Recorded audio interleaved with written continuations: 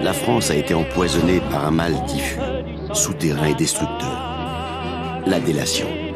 Source sérieuse de plans dirigés contre la sécurité des forces armées allemandes ne le communiquerait pas immédiatement à l'autorité allemande, sera passible de la peine de mort ou des travaux forcés.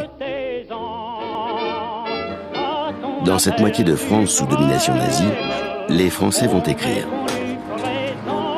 Les premiers rapports des préfets signalent des flots de lettres anonymes adressées aux Allemands.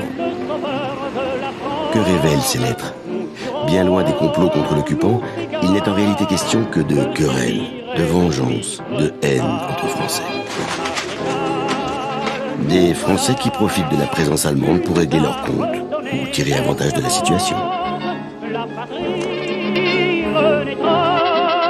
Maréchal, maréchal, nous voilà. Tu as lutté sans cesse.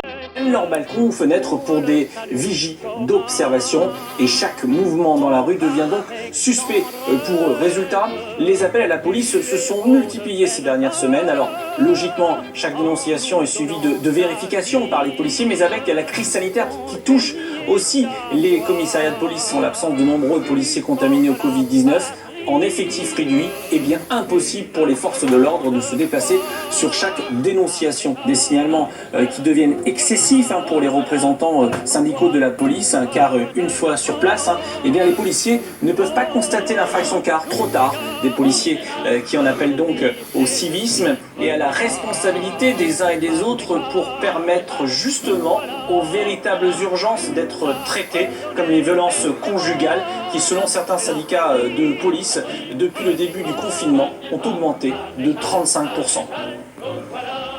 Le confinement, évidemment.